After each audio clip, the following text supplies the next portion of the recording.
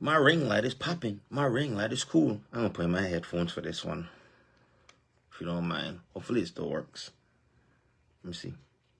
Ah, it worked. All right, man. Man, share it live, share it live, share it live, share it live, share it live, share it live, share it live, share it live. Yeah, share it live when you come on. And yep, it's episode 3 of Kinda Talk. I having fun doing Kinda Talk. I ain't even gonna lie to you. I like doing Kinda Talk. I just like after the political season, I want to bring on more people, specifically women, because I like to have discussions with women, even if I disagree, because it gives me a different perspective. So after the political season, I hope to have more women on Corner Talk, because I grew up with women, so I like, that's how I gain my knowledge. Most of my knowledge come from my mom and my aunts. And my dad them give me knowledge, but that was like more like street knowledge type stuff, you know what I mean?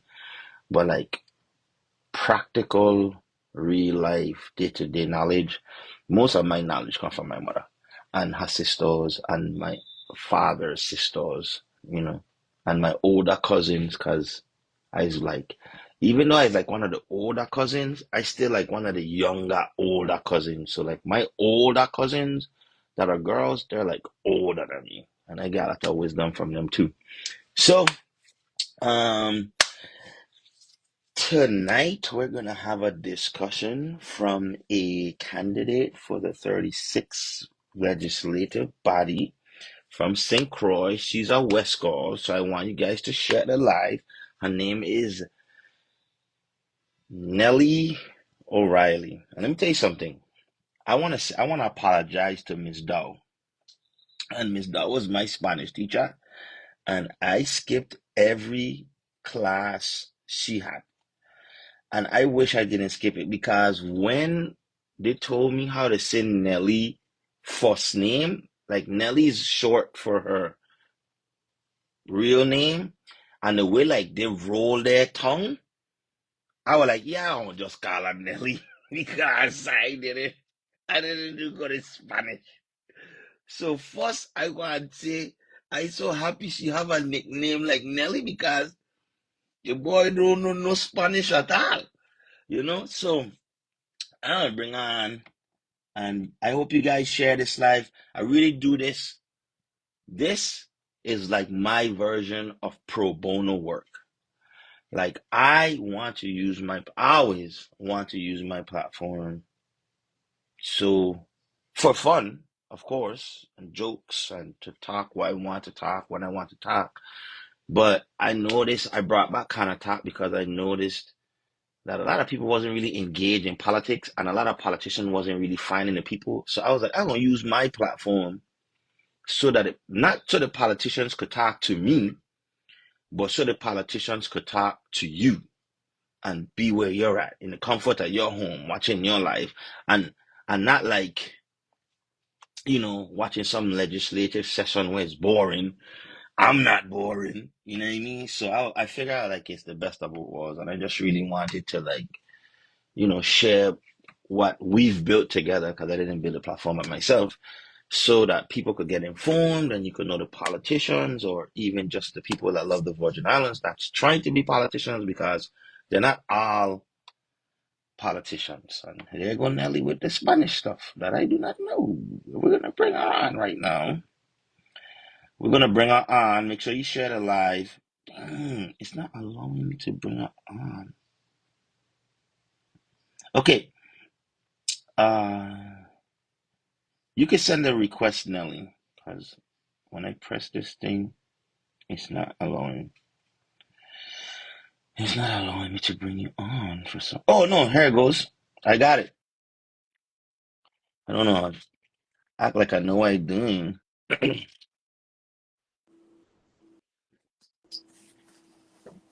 We're here. Hey, Finally. hi, how are you? I'm happy to have you on my platform. Thank So you. I'm happy to be here. I want to say, first off, I am guilty for never knowing who you were. Guilty, guilty, guilty. I never knew he was even a senator before. And I suspect a lot of people didn't know. But that's cool because I get to learn and then they get to learn with me, you know?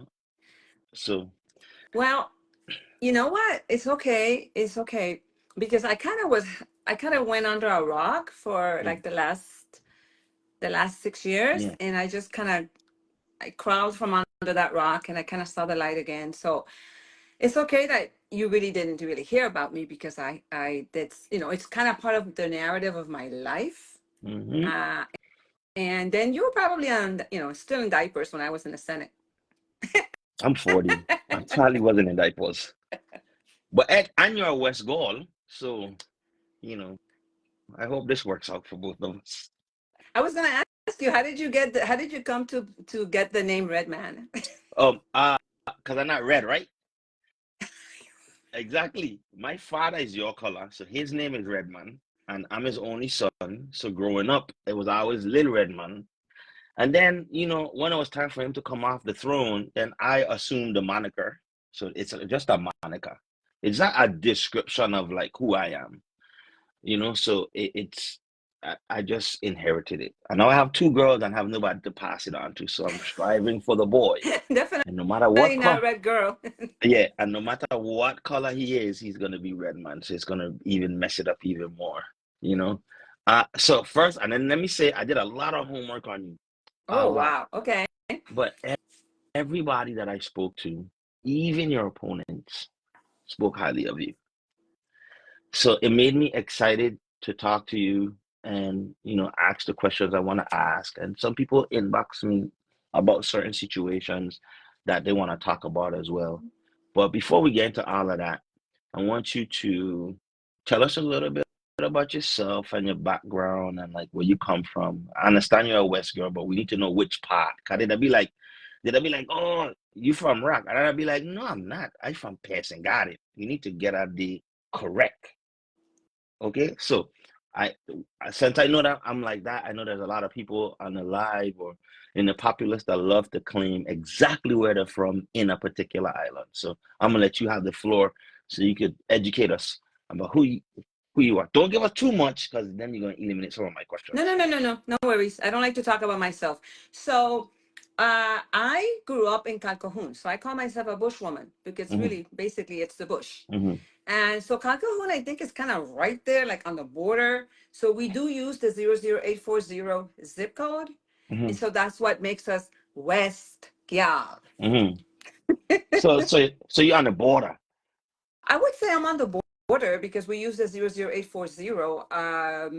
I'm So not you're in not I'm not in you're the not Kings like a Hill fully area. West girl.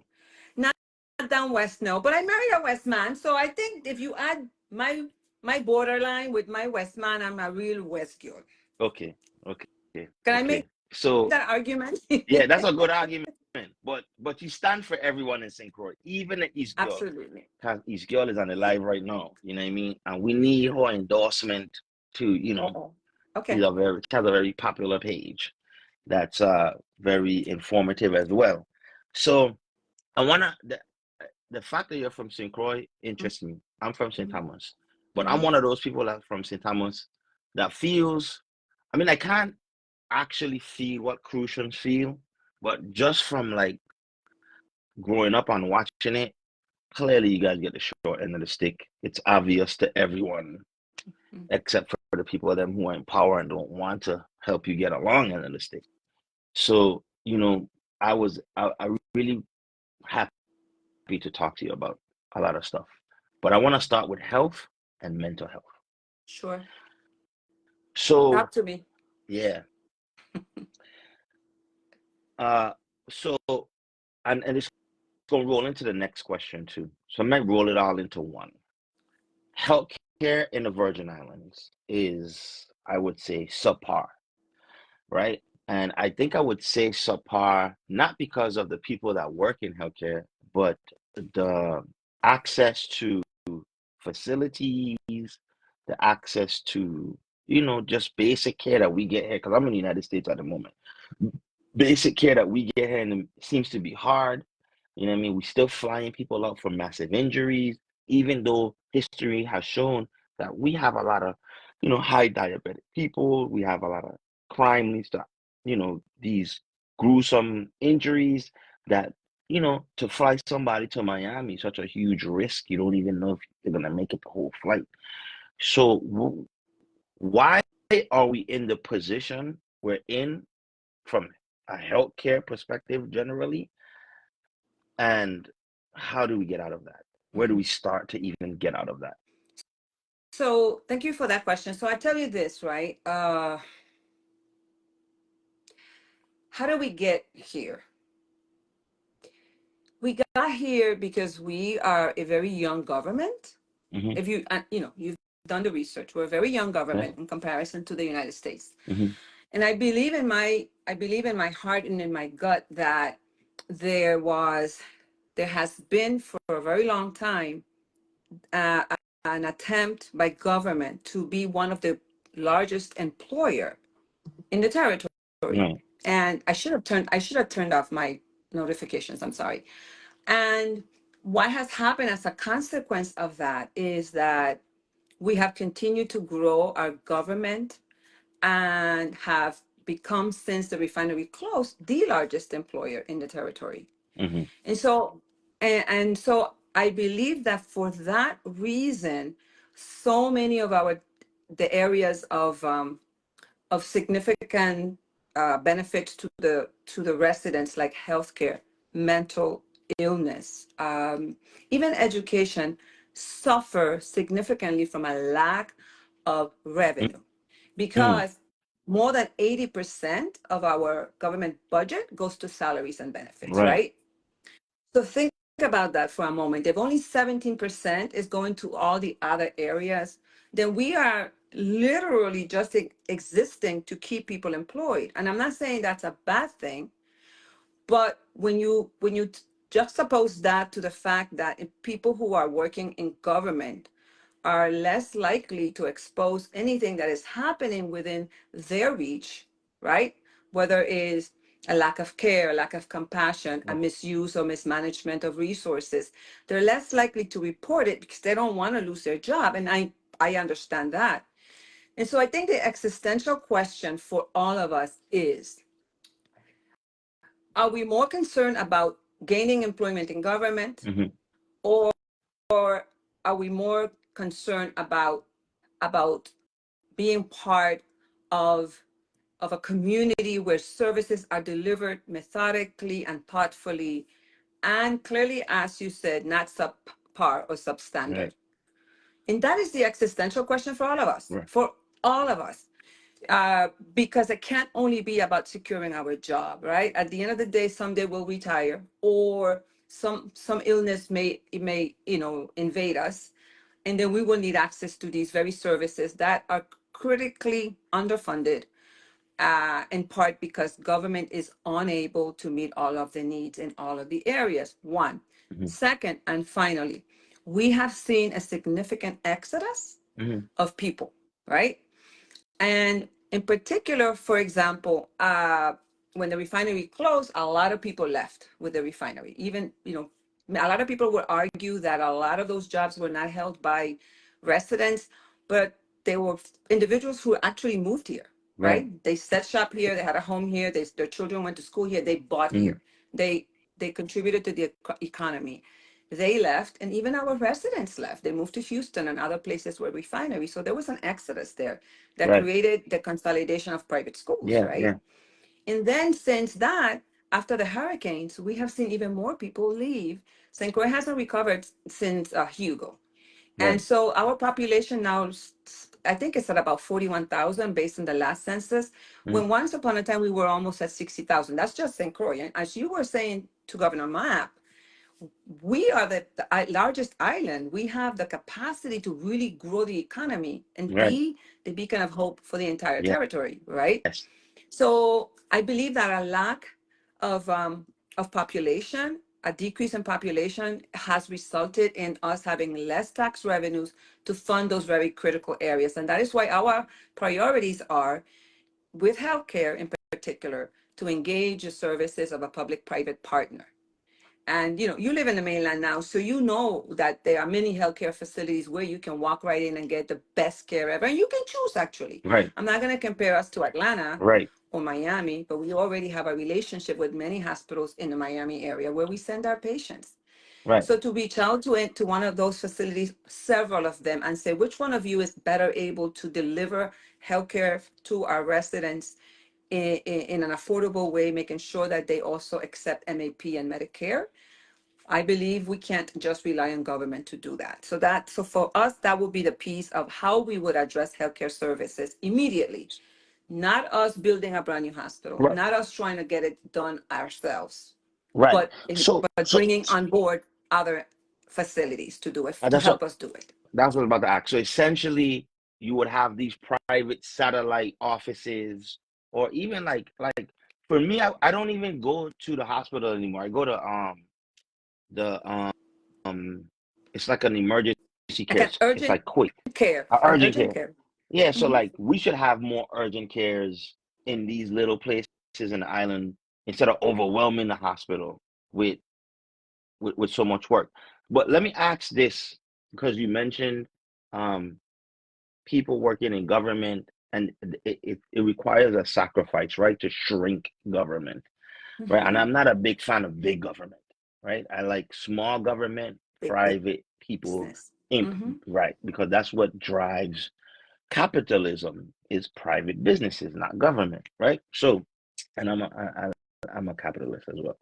But okay, like I'm in the 10th grade, and I'm working hard and I'm doing good in school, and maybe I go to UVI, and living now in the now, I am looking at where am I going to work and where am I going to earn money and what's my pathway to success. And since government is the largest employer, naturally you're going to look to how you could fill some of these positions.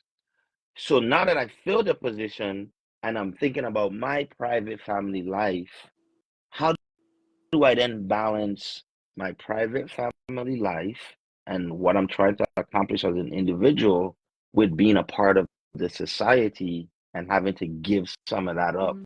and sacrifice? Because I think in this generation, what I find is that it's hard for us to find enough of us to make a sacrifice. Like, is this the time? Do we make a sacrifice? We're in our 30s, 35. Do I now make a sacrifice for country? Mhm. You see Mhm. what I'm saying? So how do you express that to the people that they feel comfortable that when I do make this sacrifice, my government is going to do the right thing, or my leaders, not the government, my leaders are going to do the right thing to ensure that the sacrifices that we do make translate into what you're talking about. So I'm thinking here, as you say that no one that is in their 30s or 35 years age or early 40s should be thinking about making a sacrifice, right? Hmm. If you look across all of our government, Hmm. you will find that there is this recycling of employees, of Hmm. people. And it's almost as if some people sit on the sideline until the next 4 years and another governor is in office so that they can return to where they were in some department, in some capacity. Right. There has to be within people that have been in government enough, that have served a number of terms for the different governors. I'll use the Democratic Party as an example. The sacrifice needs to come from them. The sacrifice needs to be, look, I'm in my 60s. I've been doing this. I've been in this gig 30, 40 years now. Time for me to step aside. Let some young person step in. Mm. Because I'm not suggesting that we are going to eliminate employment in government altogether. A second piece of our list of priorities is growing the population of St. Croix. Mm. And and I feel that there is a very strong opportunity for us to do it in two ways. One would be building communities for people that are 55 years and over. These are individuals that are not quite retired, but are looking towards retirement. Many of them, not baby boomers, but right there on that, the cusp, who would be willing to come to this beautiful island with the beautiful weather that we have, but it's going to be difficult to do that without a good healthcare system, right? But these are people who are probably living off their dividends, maybe work from home. They bring with them money and the ability to purchase homes. and that grows our property tax base. Mm-hmm. And that allows us to create opportunities for first-time homeowners here, our residents, and to expand housing opportunities. And then, so you're in Yes. Atlanta? Is that where you are? Yes. So, okay, so I was reading, and my husband shared with me an article about micro communities, and there are two African American men there that are developing these communities, trying to expand opportunities for housing, right? Right. For people in Atlanta. And I think that that is such a significant, oh, somebody gave us a thumbs up. No, That that was is you. such a, I didn't touch anything. Well, Somebody went like that. Oh, you it have just happened. AI going on? Yeah, it just happened. It happens like that. I don't think it's gonna happen twice. Oh, I had no idea. Yeah. Okay. Okay. So I'm showing my age. So imagine trying to attract developers like them here, Yeah. or even you could become a developer like that. Right. Learning from that, replicating that, and coming to St. Croix and building micro communities. Homes big enough for families of 4 or 5, but homes that share common areas, right? So it makes it more affordable. So I feel that we need to balance the need for healthcare, improvements to healthcare, and expanding our population, growing our population in a very culturally sensitive Right. manner, because a lot of people talk about, gentrification and that, what would that look like? And so, to the point you were making, that wouldn't then require people in their 30s and 35 to make any sacrifice, because you can stay home, afford a home, right? And go to work for yourself or go into government. Right. That is how I would reply to your concern. Okay. I like that answer. I like that answer for the simple fact that to be a person of your age, to ask your um, age group to make sacrifices and not ask us to sacrifices is heartwarming to me, because even though I know at some point we'll have to make sacrifices, it's kind of unfair that we came into this world and it was messed up. And then we have to make sacrifices just to fix it. And they lay it all at our feet. Oh, you're the new generation now. You guys are in charge. You make it happen. And it's like, so you just milk the entire country for all the money you can milk it for, and then leave it to us to fix what you messed up. That doesn't seem very parental. Okay. It doesn't. It doesn't. You sound Um, like my son. yeah. It don't. Okay. So, and it's an easy segue, your son. I want to talk about mental health. And I know mental health, based on my research and just talking to people, everyone spoke glowing of you. And they also spoke about your passion for mental health because, you know, tragedy struck your family in an odd way. And I can't imagine, right? I don't know how to even ask or even bring it up, right? It's for me when I heard it was very heartbreaking, and because it was tied to marijuana as well, which is tied to mental health because it's an intoxicant. By the way, I stopped smoking. I'm 2 weeks sober. I've been smoking since I was 14 years old, and now I haven't smoked in 2 weeks. And I just want to feel how my body feels without intoxicants in it. Mhm. And my dad grew up in an age where they had joints like Spranger, right? Like they'll put coke in the weed and just alter who you are. So can you tell me a little bit about mental health, and if you're willing to share how that affected your family, and then segue into why you took the stance you took when it came to the marijuana bill? Sure, sure. So in my side of the family, Hmm. there is a lot of addiction. Hmm. I grew up watching my uncles die. They dropped like flies, one after the next after the next. They all died before my grandmother, Hmm. uh, because they were addicted to substances. Hmm. And my father and his sister were the only one that was spared. All others ended up with an starting with an addiction, and then usually you grow when you get older. You turn to alcohol, Right. and so that was part of that narrative. Hmm. So I remember as a young girl seeing, witnessing all of that pain and heartbreak for my grandmother and for my father, who for the most part was the only person who was able to bury his siblings financially, be able to help in that way. I remember telling myself, I'm not going to be like that. Like, I'm not going to turn to drugs. But not everybody is able to say that and actually, right, do it. My brother, my he would be the middle brother. I would have had three. My brother was very bright, very bright young man. He loved working with stage and sound. That was his thing. Mm, Um, and he started with marijuana. He ended up on heroin. He mm, was 32 years old, and he took his last hit of heroin, and he went swimming on Mother's Day in 2001, and he drowned. mm. Sorry. And yeah, and so Mother's Day, can you imagine that for my mother? You know, Right. um, so I use that as the springboard, right? My husband's side of his family, they experience a lot of mental illness, and I didn't know it was a thing. When you fall in love with people, you don't think about looking at, their family. You just think about what family you're building with this person that you love.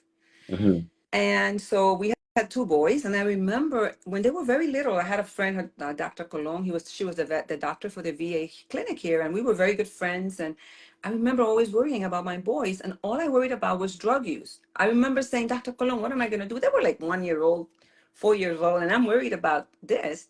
Never did I ever consider mental illness as part of that genetic pool, and how the use of, drugs would exacerbate it, bring it to the I'm so surface. glad you struggle with that because I struggle with Spanish. So now we're kin. Well, Now we yes. are on the same level. Okay. Yeah, I yeah, struggle with a word, you struggle with a I word, we are the do. same bit. Good. Yeah. Exacerbate. Anyway, so I didn't know that. I didn't know that was a thing. So I was only really focusing on drug use, right? And so I would fast forward. My son is now 34 years old, Mhm, right? He's 34 years old. And when he was 22, he had a psychotic break. And he was charged with felony murder mm, in Georgia. And he was diagnosed as a person with schizophrenia. And he has spent the last 3 years in a mental health hospital in Decatur.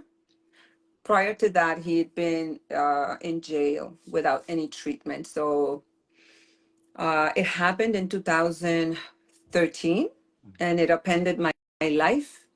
It turned it upside down. And the thing is, we never saw it coming.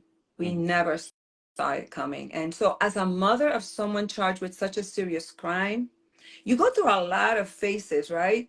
First, first there's this grief, and then there's this anger, and then there's this regret, and then there's guilt, and then there's shame, and you go right back through that cycle. And I remember thinking once, I wish it was mine who had been, who lost his life, because Right. there would be, for me, there would be closure.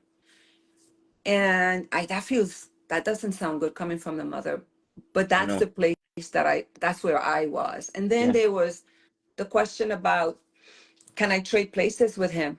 Because Mm, I would, because it was my fault. I didn't see it coming. right. But mental illness not impacts the person who is diagnosed, but it has such a rippling effect in the community as a whole, right? And so his brother, who's younger, he suffered from what happened to his brother. So he went down a path that was very precarious for us. It was very scary because it was the only other son we had, right? We put all our hopes in him after that. There was a lot of pressure on him. He's turned his life around. But then there are the other ramifications. For example, the relationships between couples. Not many marriages can really survive Survive. Yeah. that kind of crisis, right? And then the feelings that I have about the other mother, and how I wish that I could take her pain away, Mm, that it doesn't make me feel any better that my son is alive. The reason that I decided to run again was when I read the story about that young woman in St. Thomas. who was charged with drowning her daughter. Yeah, yeah, And when I read about that story, I think it was March or April, I get goosebumps. I thought, oh my goodness, how can we be so punitive? Because we literally castigated this mother on social media, not knowing the details and the circumstances, and not understanding that I'm sure her mother tried to get help. I'm sure her siblings tried to get help. And at the end of the day, we ended up losing a young child at what allegedly is at the hands of her mother, a person who had mental illness. mhm, So I wanted to kind of make it my mission and my ministry to speak about mental illness, win, lose, draw, to just kind of shine the light, because a lot of people feel very, they're not they're not willing to be open about mental illness, how it impacts their family, or even how it impacts their lives. I had to go on antidepressants. There were times when I felt like I just didn't belong where I was. And thank yeah, goodness I had my job. The Senate saved my life yeah. because I worked a lot. Redman, I worked a lot. Hmm. And when that happened, I went on overdrive. I really, really, like, it was no It was your nonstop for me. escape, right? It was my escape, absolutely. And I don't want to if there is anything I don't, if there's anything I can do to avoid that type of tragedy to happen in another mother's life, and if that looks like making sure we have mental health urgent care facilities, because there's such a thing, you can take someone who looks like they need assistance into a mental health urgent care facility for medication. If we can create an environment where families can get counseling and individuals can get their medications, and a mental health court that will make sure that individuals are on the right treatment, on the right path. If I can at least make that happen, I would have accomplished my mission and the ministry, because that's what I call it. Right. You know, and first, let me say thank you for sharing. And I'm a dad, but I'll never carry a child, so I'll never be able to imagine, how it feels to lose someone that you're so connected with and you expect on so many things, your remorse, and then, your pain you feel for the other mother, like that's just heavy stuff, right? And so I also want to thank you for persevering and still opening up yourself to servicing us. Because if you don't service us, if you don't run and you don't you know, do public work for the people, we would understand, right? Mhm. But for you to even still, push and campaign, and I love how you are on social media. I could only imagine where your mental space is. And I say this because, like, early on in my life, especially when I was in relationships, none of it really went well. You know what I mean? Like, I'm 40 and only now I'm starting to figure out like a lot of the responsibilities, or a lot of the fault in my relationship was my inability to process certain things. I get angry fast, you know what I mean? Mhm. And very dismissive. And I went to therapy sometimes and then like on and off. And I could say that therapy helped in some ways for me because it made me reflective, right? And I think in the Virgin Islands now, with so many cases of domestic violence, especially by the hands of men, I could only imagine how many of those men have mental health issues. And I think that when you say mental health, people think that you're just a crazy person. And it's not that. It's not that you're always just a crazy person. It just means that mentally, you're not in control in the times you need to be in control. And for me to commit domestic violence means that you lack conflict resolution skills and the ability to control yourself to walk away. So even if that girl is dead wrong, even if she put her hands on you, anybody, man, woman, right? I'm not gonna make it up, but it's predominantly men that are in these cases. Even though you're dead, that girl may be dead wrong for whatever reason, morally. The mental part of us men in the Virgin Islands whether it's based on the environment we came up in that triggers it, the drugs that we use that triggers it, the stuff that we consume that triggers it, we lack the mental capacity to come out of those situations positively. So That's admirable. That's admirable. we do. Admirable. So, and when we think about domestic violence, we always think about, and it's not bad to think this way, about how do we assist the women when they go through such trauma. And I get it, because after you go through that trauma, you carry it for a while or forever, right? And you might have young kids, so you always want to have the resources to help the women. But I want us to be not reactionary, but proactive in identifying things in men, especially in the court system.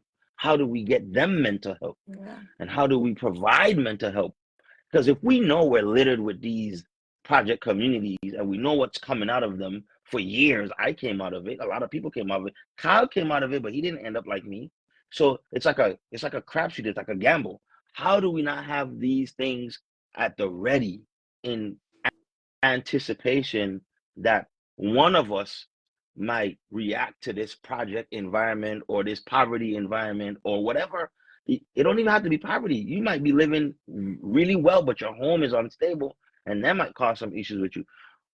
I feel like there's a lack of mental health resources for men, and that leads to violence, domestic violence, and bad um, decision making.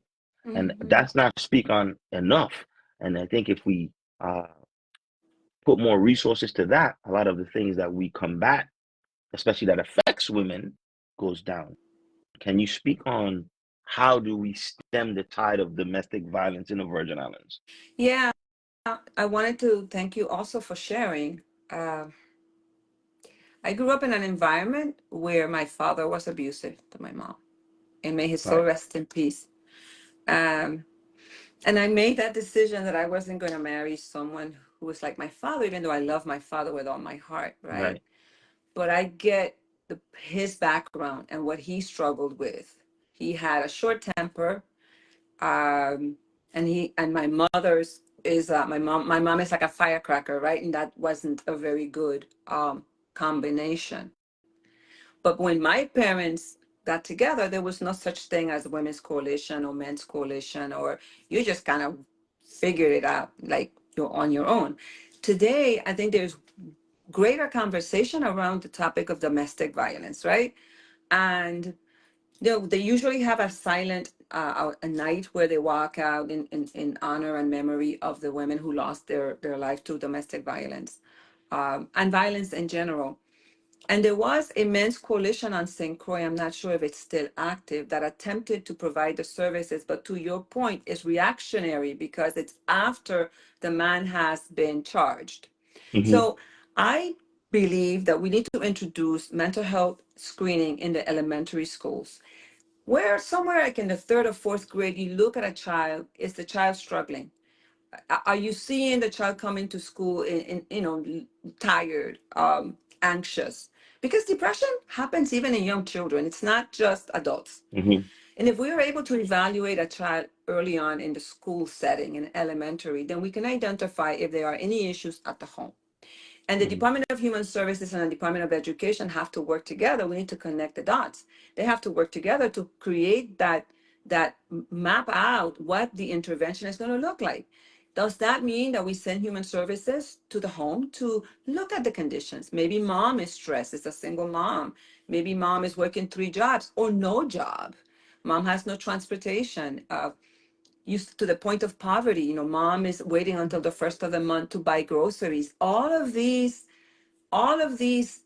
um Stressors. all of these challenges and Yeah. stressors impact a child's life and his or her education.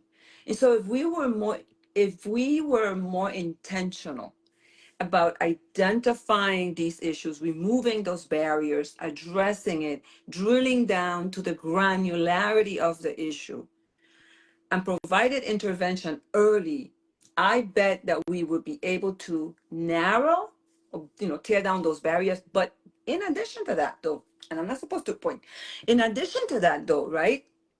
Liz Llanos is a teacher at the Central High School, and she pointed out in one of the sessions that we had that conflict resolution needs to be introduced in the school system. And I thought that is a phenomenal idea. I don't own all the ideas. I don't have the right to my ideas, right? Uh, we need to consider, because I want to ask you the question: had you been exposed to conflict resolution and mediation and what that looks like? Do you think that would have helped you navigate your challenges in your relationships? Yeah, definitely. So I didn't have my mom and my stepdad had from my perspective, a great relationship. I love my stepdad. You know what I'm saying? And I had a great relationship with my dad and my stepmom on my father's side as well. But nobody, I remember when I first, because when I was in elementary, going into middle school, I was brilliant. Like I was brilliant. And I remember I told my mom this one time. I said, after Maryland, while I was in sixth grade, we went to home school. Not home school, we went to Corwin Terrace because I used to go to Lockhart School and we had to do double session at Corwin. And it was me and my two other cousins. I was climbing and I fell and I hit the back of my head like really hard, right? And I remember telling my mom about it, but back then, boys play. I'm alive, I'm blinking. No You know what I mean? Like blood, nothing, no blood. no blood, nothing. You know what I'm saying? But for me, every time I sit and I think about it, I was like, that's when everything changed for me. That's when I become aggressive. And then my mom and my stepdad, and I hope she don't kill me for saying this, they separated and we moved to Miami. And I was separated from my dad. And my dad was really like my world. So that affected me. And that's when I started to like spiral. I was still smart, but I was like aggressive and short tempered. But at no time, nobody identified these changes within me. They probably were like, oh, he's a teenage boy and this is the teenage years. But no, I grew up with other teenage boys. They wasn't going through the stuff I was going through and it wasn't affecting them. And this is not like a dig to my mom. She didn't know. Like if you don't know, you don't know. So I don't blame my mom for not knowing something. And oh, it's my mom's fault. She should have known, and maybe she should have.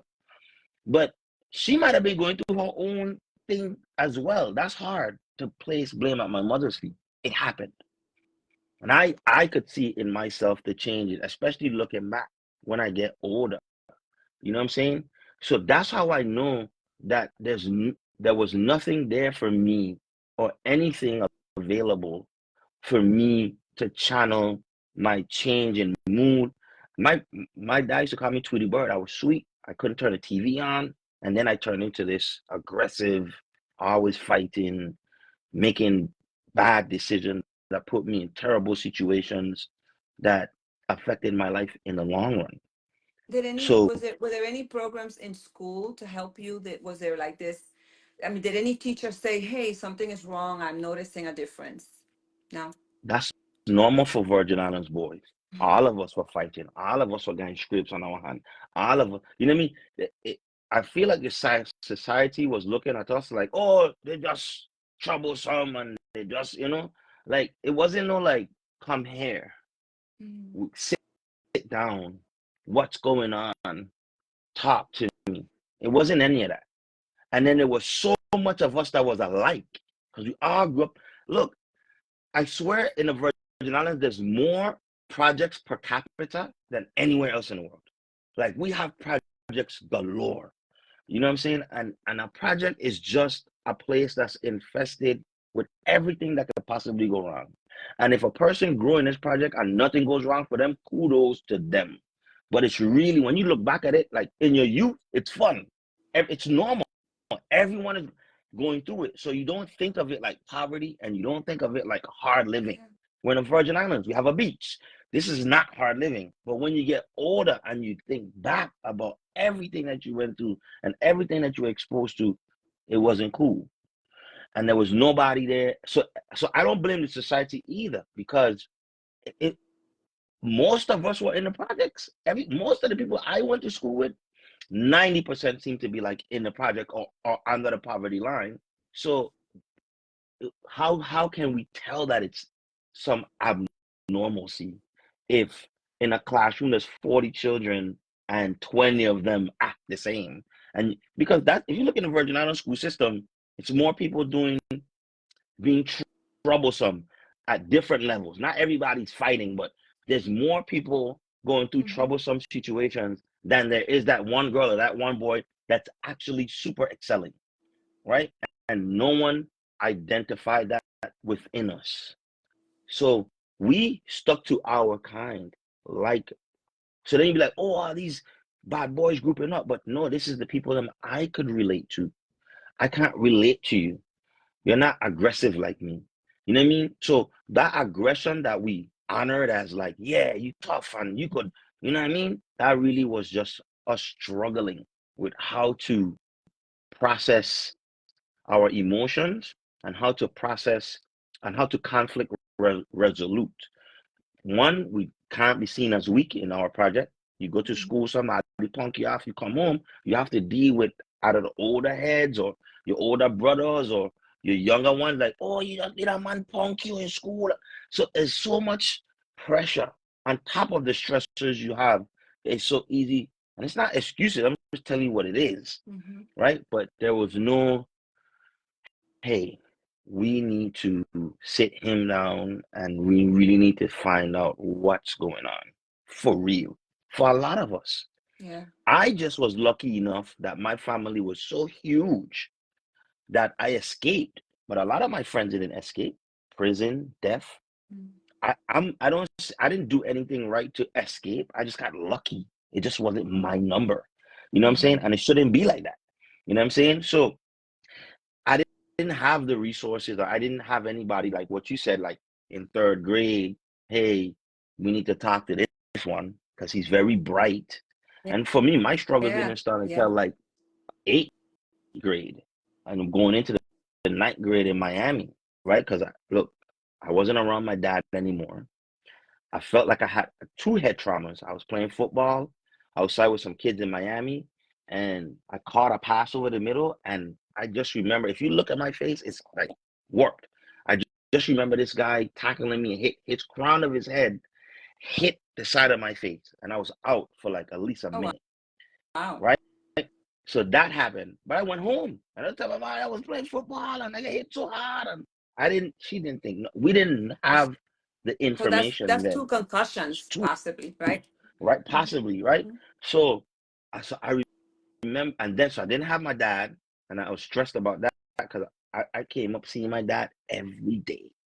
No matter what was going on with my dad, I came up seeing him every day. So to go from not seeing him every day to then dealing with a culture shock, to then being far away from home, not having new friends, like all of those things Yes. compiled into, as I look back, things that made me very impulsive and very like just aggressive, you know. And no, we didn't have the resources for that. I wish we did have the resources for that. Because I remember telling myself about 2 years ago, like, why am I such an angry person? I don't get it. It's like Jekyll and Hyde. Like one time I'm good, and then the next time I'm just like that. You know Can what I'm I saying? say So that I want to say that don't beat yourself up about that. There's so much research out there that points out to the fact that it is very difficult to be a man in right, society in this in this day and age. Very, very difficult to be a man, to be a young man. In addition, a lot of research has been done. Unfortunately, research now that would have been helpful to people like you, that it is critical for us to look at education and offer education that is gender focused. right, So the scholars say that boys and girls learn differently, right? Makes a lot of yeah, sense. And so that if teachers are taught the methods or methodology to teach boys in the way that boys learn best, And that doesn't mean that a man has to be the teacher in a boys class, Right. but they recommend it, but it doesn't Right. have to be. There's so many strategies that you can deploy as an instructor based on the gender of the person. We had submitted legislation to look at single gender schools because we felt that whatever we could do to address the education issues was essential to have a conversation about. And that's research that came out after you finish school. But Right. today we still have the ability to do that, right? Right. It's hard to be a young man in this society for a Hmm. number of reasons, but you pointed out coming out of housing communities and having been taken out of there and placed somewhere else, having to make new friends. Right. Those are all stressors for young men. And sometimes if you don't know how to deal with all of the anger because of choices, because decisions that adults made not considering the impact to you, not intentional, mom and dad Yeah. do the best they can. If Right. you don't know how to process those feelings and those emotions, you take those with you through your life and through relationships, and until one day, like you said, you go like, wow, like, because research also shows that young men, their brains develop slower.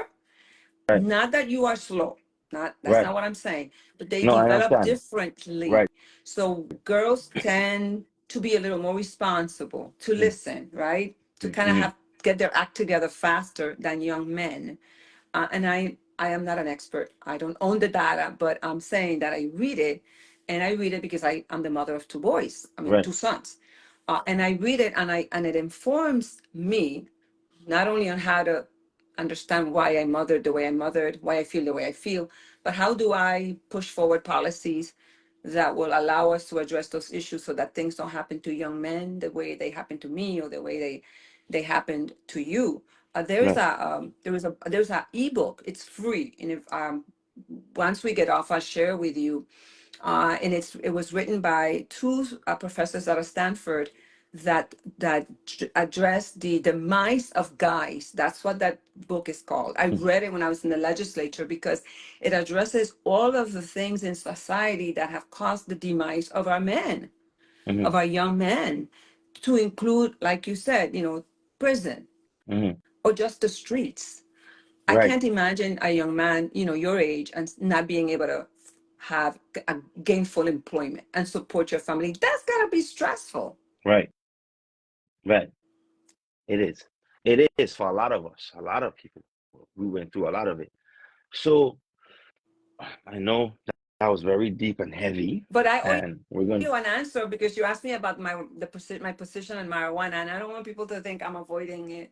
Okay, so so what I do know, this is what I'm gonna ask you, because you took your position on marijuana, but if the bill is passed, are you on the repealist side, or what how do you deal with that? Yeah, thank you. So here's the thing, right? The issue of legalizing marijuana for adult use has been litigated Mhm. exhaustively. Right. So it's what the people wanted. It Right. passed, and I have no intentions of repealing it. That is not Right. it. My position was clear then, and the history and records will show it. As Right. an elected official, if I'm successful, those who are successful, all they should do and all we can do is make sure that we protect young people, young children from access. And that looks like, for example, I was doing some research and a friend of mine was sharing, that some of these items that have, that are cannabis are wrapped in like what would look like an Oreo cookie Or candies. and Yeah. a candy, and that's irresponsible. And I know no one out there who supports the legalization of marijuana for adult use wants to see young children hurt. I know that to be a fact. So we just have to make sure that we are very responsible and intentional in addressing any loopholes that exist so that young children are protected. And then secondly, my priority would be to make sure that we have resources available to address any fallouts that come from it, because you said earlier, you used the word, it's a crapshoot, you said, right? Yeah. Like so I think my son and many like him, that's the same thing, right? I have two Right. boys and one ended up with the mental illness gene Right. in him. He didn't know. My other son also smoked, but he finally found his way like you Right. have, and he is on a different path, right? So I get it that not everyone that uses it ends up like my son. But for that group of people who will be impacted negatively, we have to be responsible policymakers. We have to be responsible residents, period. So we need to make sure that we have the resources in place, intervention, access to whatever drug rehabilitation looks like, counseling, therapy. Those things have to be put in place so that the legalization can happen and it doesn't have a negative impact on those who might are likely to be affected by it. So no, I would not repeal it. The people have spoken. I've made peace with that. So let me ask another, let me say and then ask another question. In the Virgin Islands, it's a cultural thing, right? So whether you had legalized it or not, young people smoke. I smoked marijuana when I was 14 years old. And no one, and I think everyone knew subconsciously that it was a cultural thing and teenagers were smoking it, but there were no resources, as you said, Mm-hmm. about, you know, keeping it up, not keeping it out the hands, but should it end up in the hands of the young? How Mm-hmm. do we assist them? Shouldn't we be ahead of the curve that most states in America who's now legalizing it? Not to say that their young wasn't smoking it, but not as much as we are, because we come up on Rasta culture and reggae music and that type of stuff. So we started early. So how hard is it gonna be to combat that Mm-hmm. that you're trying to combat when it's like almost embedded in our culture, in our psyche? And most my father, this was my father speech with marijuana. He was like, when he found out that I was smoking marijuana, he was like, don't smoke out there with other people. If you're going to smoke in the house, because they will put something in your weed and they'll turn you Mm-hmm. crazy. So he wasn't even telling me not to do it when he found out. He was just like, hey, do it in hand. You see what I'm saying? So Yes. I'm not saying that was good or bad, but you it okayed it for such young people to be like, okay, well, I guess culturally, my father cool with it. So my mother's still against it today. It's like, why you Mothers smoking that usually stupid? are. Why you smoking that stupid bush fat? You turn you stupid. Yeah. My father was like, he wasn't like advocating that I do it, but he was like, man, I don't know what you're doing when you're out. I can't stop you. But so if you're Mm-hmm. going to do it, at least do it amongst your cousin them and thing. Don't be out there with random people and leave people roll your joint. That was that kind of like lackadaisical way of trying to like not lose me, but keep me, close to him. And that's why I mean like it's embedded in our culture. So how do we fight that? That is such a good question. Such a good question. And I'm going to be very honest with you. I never looked at it as it's part of the culture. And maybe that's because I told you earlier, all of the addiction in my family kind of made me like, Right, I don't want any part of it. But that's because of my experience, right? right, And my relatives. And my husband and I, we just never tried marijuana. right. So I don't see how our brain would have be directed like your father who said do it here, because it wasn't something that we were exposed to. We're prudes. I admit that. Right, But you were right, because it was already part of the culture. Young people already had access to it. Most adults probably already knew. And I think the best advice that I could have given my son now, after the fact, would have been, okay, if that's what you want to do, you're 19, whatever. He was in Morehouse and he got kicked out of Morehouse. My son was at Mm-hmm. Morehouse. Wow, that's Um, great. and I wish my husband and I had been more liberal, right? Right, And more open to that. And so education is essential then. It's essential, an essential piece of it. Education for parents who can't stop their children, or they're not a 14-year-old is a child, but a 14-year-old is already out there walking the streets, thinking he's a man. So when that happens, the conversation your father had with you is a salient one, right? right, You're doing it. I'm not going to be able to stop you, but I want you to know that there's a safe way to do it so that you don't get caught, right. and you don't end up walking the streets with mental illness. And Right. I I struggle with that because I don't know what that would look like. I wish that I Right. had been more liberal with it. I Mm-hmm. wasn't, you Right. know. That's a shame on me, Right. but it was my upbringing and my exposure to it that colored, right, how I behaved with my son. Where Right. instead of making it understanding him and helping him, I admonished him. I made it crystal clear that I opposed it. Right. And perhaps I pushed him away, Right. right? Yeah, but you listen. I'm gonna tell you this, right? You didn't do the wrong thing because my father's liberalism cracked the door for me to, continue to go down the wrong road. He was trying his best, but it gave me more freedom. Mm. If if I was more susceptible to my mom's stringent ways, I probably wouldn't have go through the difficulties I went through in life. So I don't want you to beat yourself up about that. You did the best you could. Like I said, it's always a roll of the dice. You know what Yeah. I'm saying? When you raising kids is like a percentage thing. You know what I mean? You're trying to decrease the chances of something negative happen. You can't eliminate them.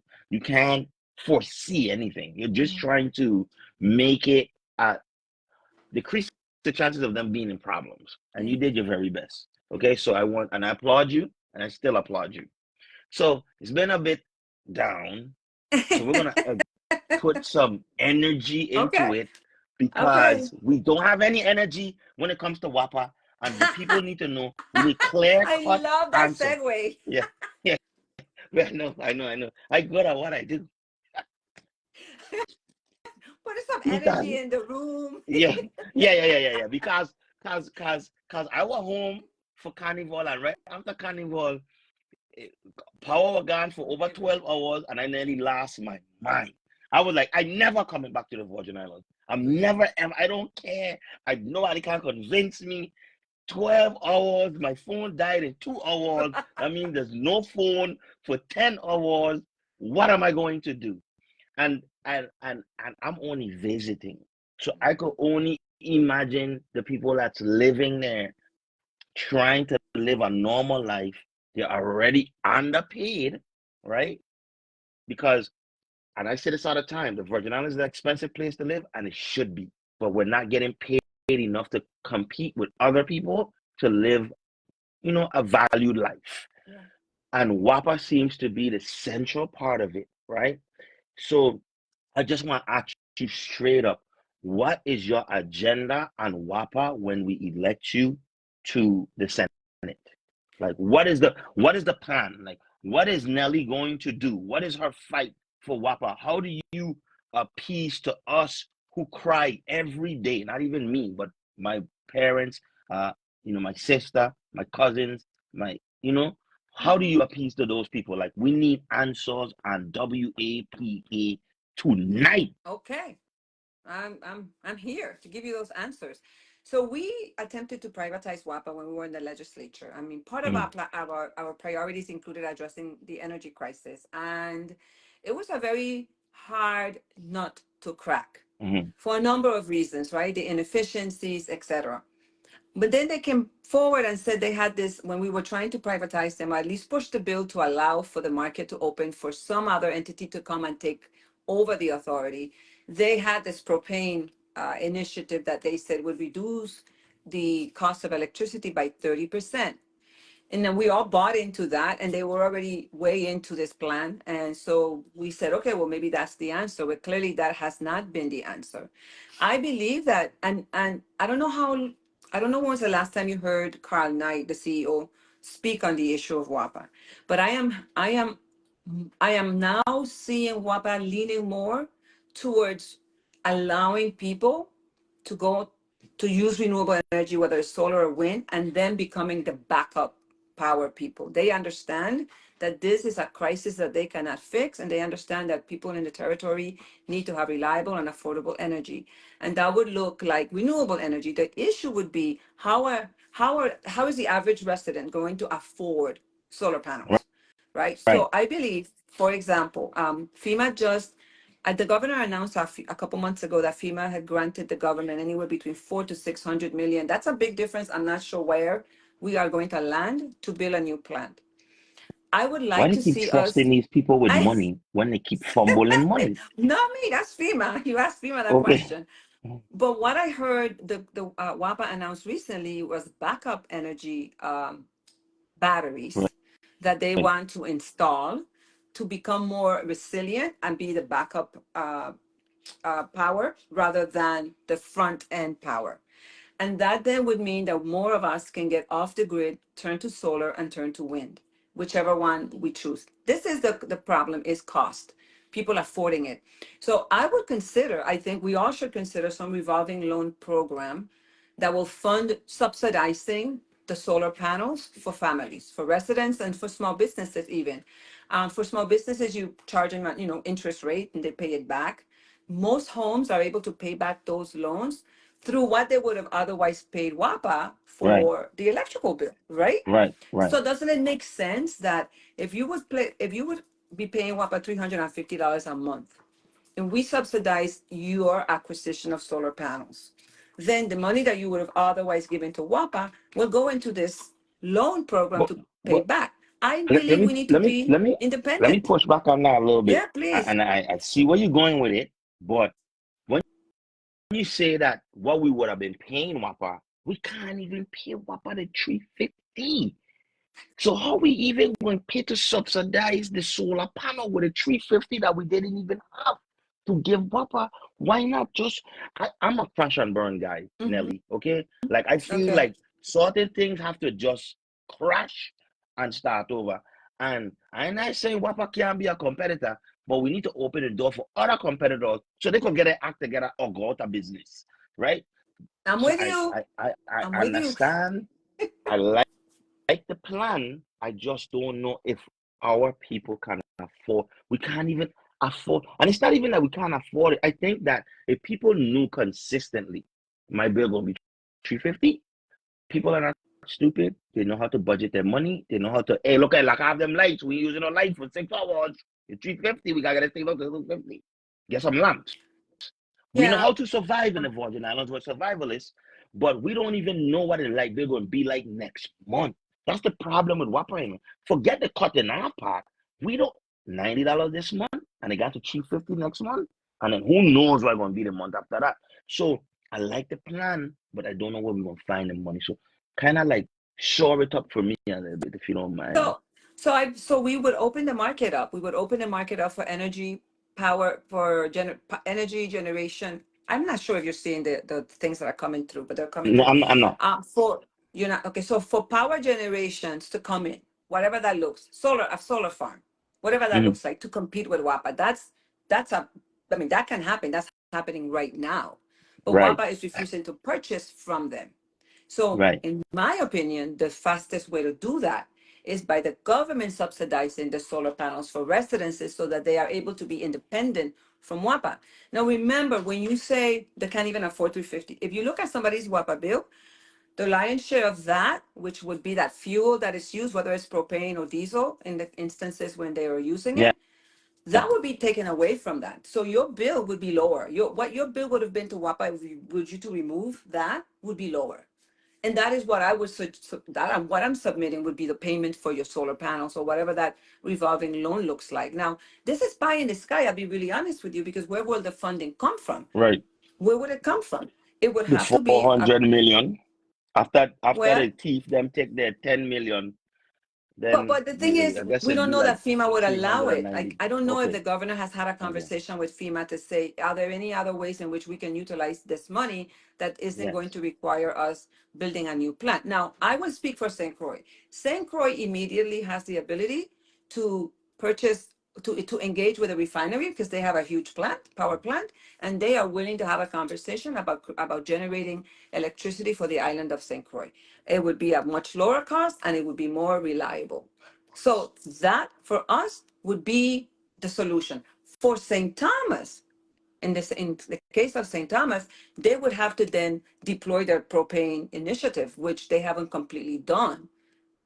I am not sure how we would handle the St. Thomas piece. But I know for St. Croix, the refinery is on standby and can address that immediately. I agree with you that we should open the market, and that's part of our priorities. Open the market to other power generation companies that can come in.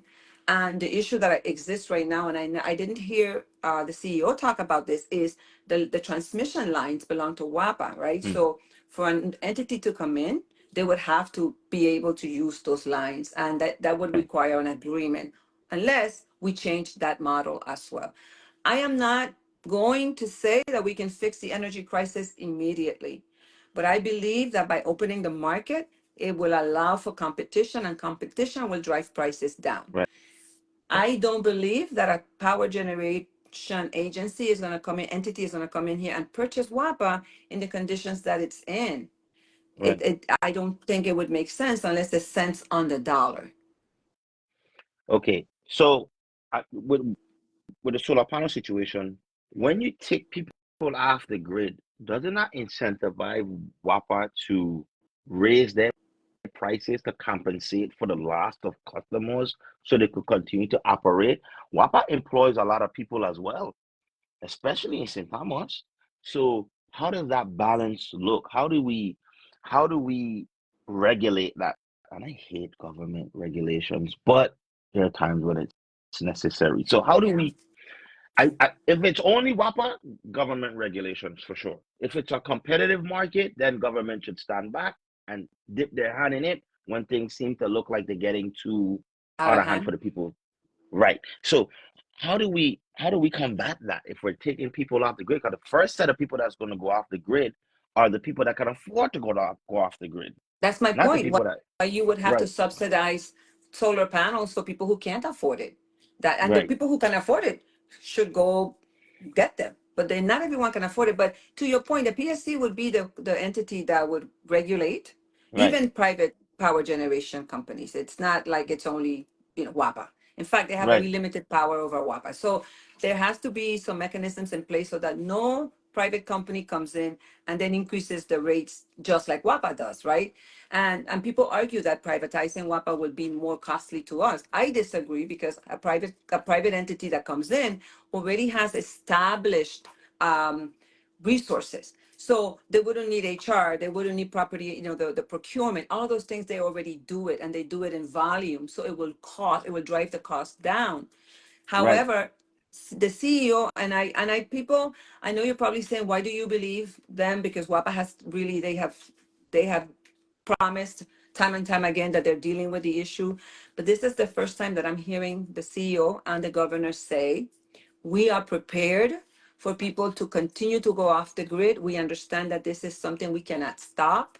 And what mhm, we are going to do is prepare ourselves to be the backup generator, power generator. In addition, they said the employees will be dealt with through attrition. As people retire, those positions will not be filled. However, they are working with younger employees to retool them, to right, retrain them, so that they can then become individuals who have the skill set to deal with perhaps solar, right, right? Wind. right, I think that we at either the Technical Education Center, or even through UVI Cell, or at the high schools, need to start teaching solar panel installation, photovoltaic, what that looks like, teaching young people how to work with that technology. Because even if they leave home and don't stay here to work in that field, they're able to take those skills elsewhere, because that is the way of renewable energy, even through and the world is America. heading in that direction.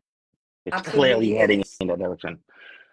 So we talked about WAPA and the exorbitant amount of energy that Privatizing should WAPA, right, privatization of WAPA, mm, but not necessarily selling WAPA, but opening the market right, for a private entity to come in, which I believe Southern Energy attempted to do that 25 years ago, and they were not able to enter the market. There was pushback from the legislature, and expanding renewable energy through some subsidy program for people who cannot afford it. That right. would be the first thing out of the gate that I would try to address. And we're gonna hold you to it. Okay. Oh, as you should, because here's the point I wanted to make, right?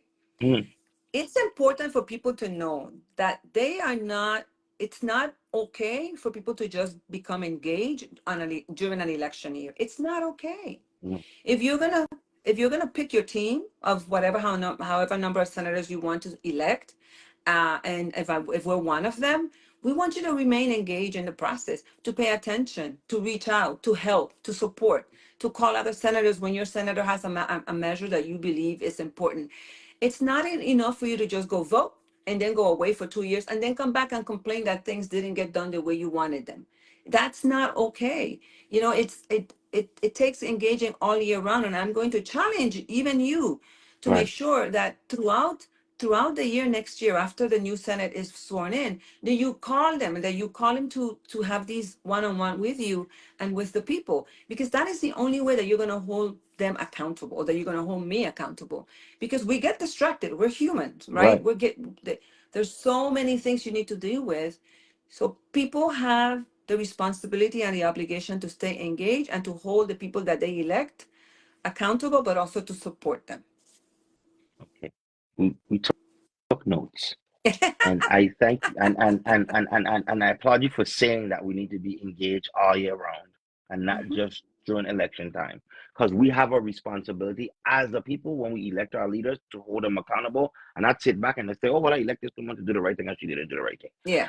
So let's talk about competitive wages. Hmm. I am I always tell people when they say, "Oh, the Virgin Islands is so expensive to live, rent gone up," I'd be like, "I need the Virgin Islands to be expensive to live. I need people to know that when they're flying from anywhere in the world to come live here, that this is a beautiful place, and it's like a diamond. You're not paying for copper, okay? So, but at the same time, there's people that live here that don't make a competitive wage to sustain living here, which leads to the mass exodus. Like I can't live anymore. I can't sustain. Rent went up so high.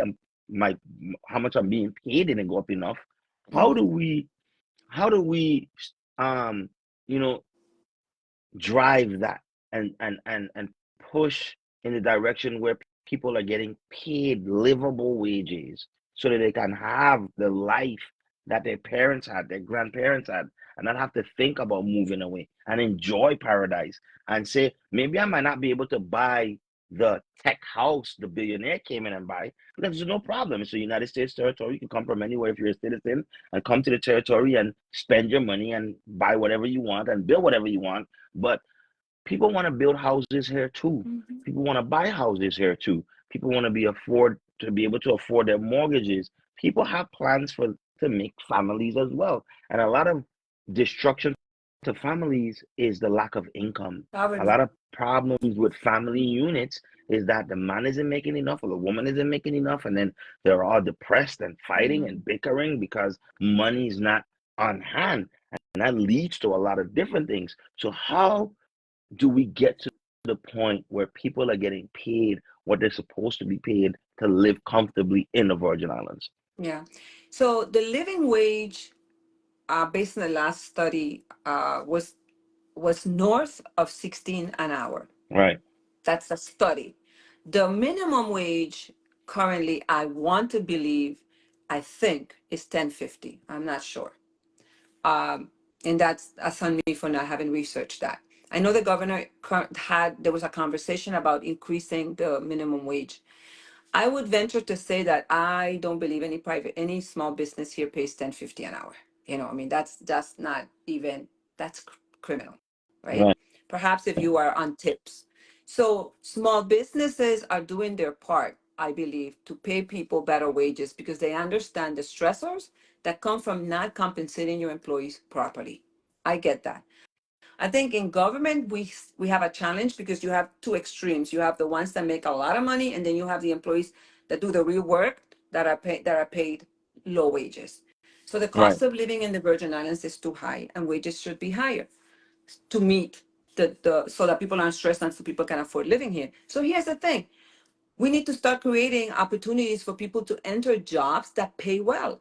Like, so what happens in the federal level impacts us, right? So let's say the Democrats win and and the VP becomes our president. She's talking about $6,000 for child tax credit per families. That's us. She's talking about $25,000 down payment for first-time home buyers. That would be here. That would affect us too. She's talking about a $50,000 startup for small businesses. Think about those things.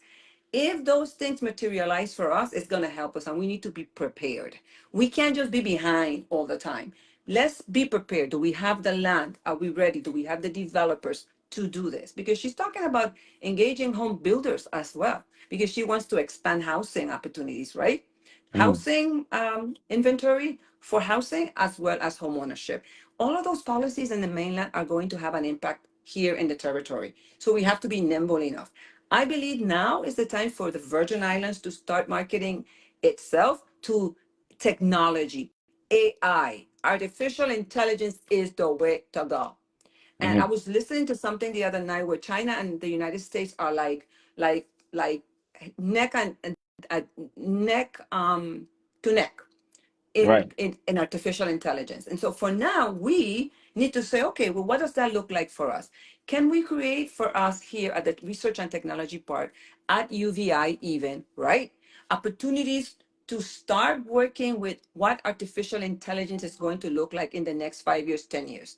Why don't we incentivize those technology companies to come here? We give them some incentives in way of tax breaks, but we require them to do a number of things like teach our young people this technology, help us harness those resources that are really intangible, right? Because it's Right. AI, but it's growing, and our young people have the mind for it because they're born with a damn with technology in their hands. In So the I hand. say we need to diversify our economy. We need to create jobs in the sectors that pay well so that we too can afford to buy homes that the billionaires are going to come and buy. And you know that we can do this? Do you know that this is doable through the Research and Technology Park? Hmm. That there are opportunities there for people to come with their ideas, and once those ideas blow up, that the Research and Technology Park gets a slice of that. I don't know if you knew that. So people like yourself and other people who want to come back home and want to be part of this new technology Yeah. should do so, because those are the jobs that pay well. I'm not going to go out there trying to propose manufacturing jobs because I think that's pie in the sky, right? Right. But tech jobs, uh, we can bring back our residents who left here because they couldn't find jobs in the medical sector.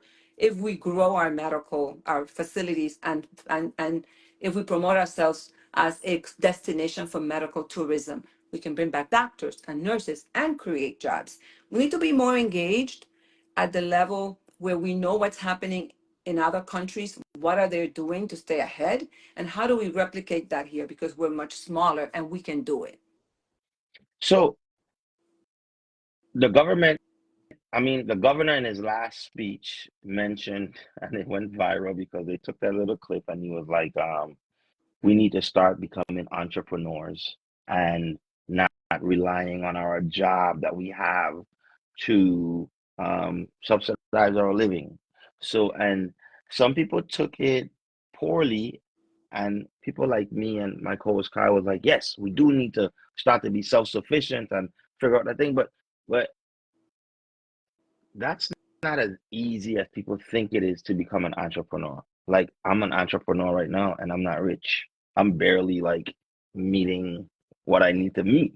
Now, am I moving in the right direction? Am I making progress? Can I see how being an entrepreneur is about to be beneficial for me in the coming months or even year? Yes.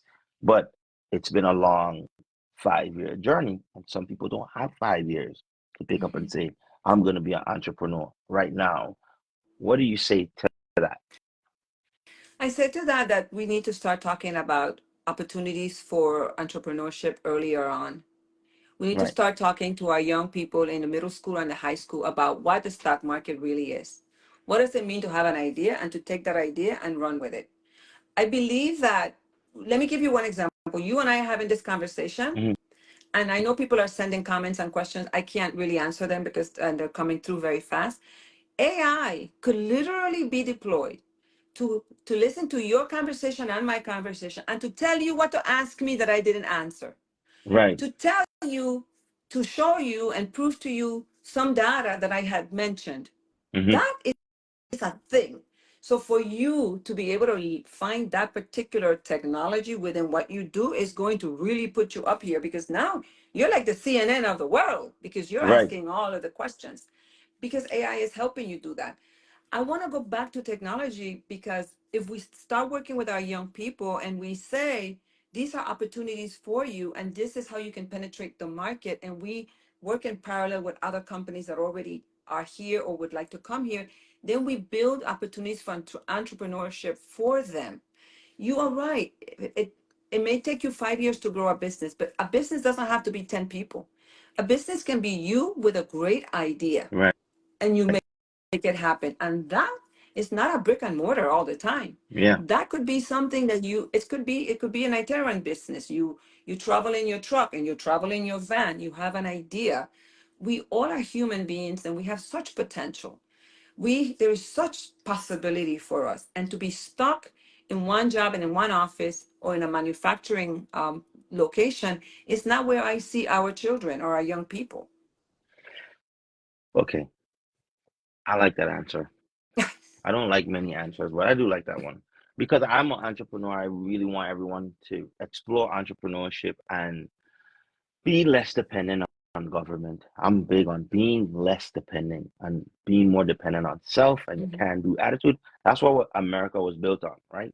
Come and make stuff of your own. So these big companies that you see, they started small as well, right? Let me okay, So, uh, okay, let me stick a good, pin. I want you to stick a pin. Somebody just said something about they're not buying in what I'm saying. right, I believe that it's important for us to lead by example. And by right, no means do I have all of the answers. But right, my husband and I and my partners purchased a jewelry store that was 56 years old in here on St. Croix. And it was the first time I became a business owner. mhm, And we bought the business in September 2019, and COVID came and shut us down in March. right, And my husband and I and my partner, we were like, oh my God, what do we do now? And I learned through using technology, social media, online sales. I learned to be nimble and to figure out how to keep our employees employed, because we had 11 employees, now we have 17. right, We grew the business. That is what we did. And by the way, you know what else we did? We realized I don't know anything about making jewelry. I just took a chance and SBA trusted that I was going to pay them back. right, Okay? So we avail ourselves of someone, a woman from Haiti who lives in Miami, who makes jewelry, who has a jewelry school. We invited her to come to St. Croix, and she did. And we have already held 2 training sessions in the manufacturing of metal fabrication. mm, And we have graduated already 7 people from that program, right, because I believe in empowering employees. I don't believe in employees coming to work with us making jewelry or selling jewelry and staying with us. That's not a living. That's for a young person who's starting. I want to right, give you the skill sets that you need so you can go out there and make jewelry and sell it, or go work right, for Zales or some other place and make a lot of money. That is what I am about. I am not about just talk. My right, actions speak louder than my words. And you can ask the people that work with us. I don't call them, they don't work for me, they work alongside me. And that is one example of how I feel we need to empower our employees. I tell the girls all the time, you don't need to, we don't want you here for 20 years. Nuh-uh. You're gonna get some skills, you're gonna learn how to make jewelry, you're gonna get good at it, and you're gonna go start your own business. That's what I want you to do. Because I'm on my way out and they're still coming in. So I When you hope I say it was answered the question for the person who has this negative thing to say. you say it was approved, but the Spanish just come out. Just know that it didn't seem real prude to me. That seemed like that was given like I got a little Safarani, fire. A little fire. Machuchal. How That's what I was given. You know what I mean? did you know that's So where I was born? I was born in Machuchal. What I do did you my know research. about Machuchal? What do you know Huh? about Machuchal? I just know it's Matthew Charles, and then the Spanish came in and they butchered the word, and now it's Machuchal. That So is so not nobody, true. Let me correct no, you. That okay, is so not good. true. 'Cause that's my story all the time. I don't know who came up with that story. Joe Olmera, Me, you need to tell him that's not true. Ain't no Matthew Charles. Matthew Charles was a very popular performer in Puerto Rico. and Right. and he was called Matuchal, Mm. and somehow the town ended up with that name, but Well, it had nothing to do with Matthew Charles. I don't know who made that up. me, It's me, actually a me. state prophet. Yeah. I couldn't make But sense anyway, of why it would name Matthew Child as a, like I have a brother, right? Ali B speaks Spanish, and okay. he even Spanish. But my mother speaks fluent Spanish as well. I'm the only one that don't know nothing about Spanish. And my favorite teacher is a Spanish teacher, and I skip everyone in her class, but she's my favorite teacher. I have no idea why he doesn't pick her. It's crazy. Well, It's a I crazy didn't like story. Spanish class either, but that's because I was bored. I didn't like the Right, accent thing. right. Okay, okay. Um, I want to ask two questions because it stems from my last reel that I put up for Caribbean Currency, and it's two part. I think they go together, but if they're not, somebody please tell me they don't. We were talking about how to market St. Croix, but in the same breath, we talked about how limited St. Croix is because of government. When MAP said, Mm-hmm. when new desk comes in, the old one in St. Thomas get refurbished, and then they go to St. Croix instead of sending the new ones to St. Croix and some new ones to St. Croix, some new ones to St. Thomas. So let me ask this first before we get to that part. How do we market St. Croix?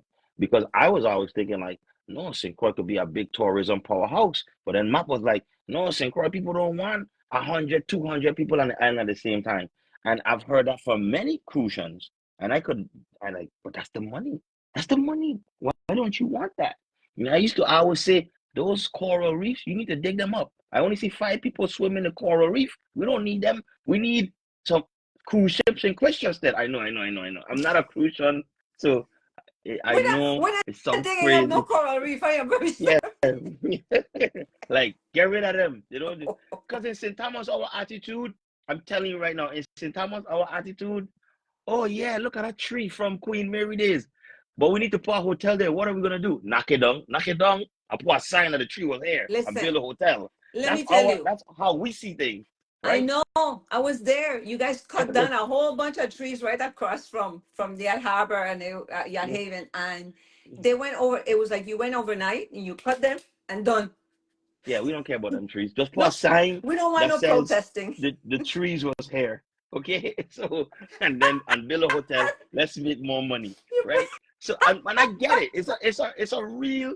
Even though we're from the same place and we're all one people, there is some cultural differences to the attitudes of Mhm. Crucians and Centurions as it pertains to their respective islands. But how do we inject? How do we market St. Croix?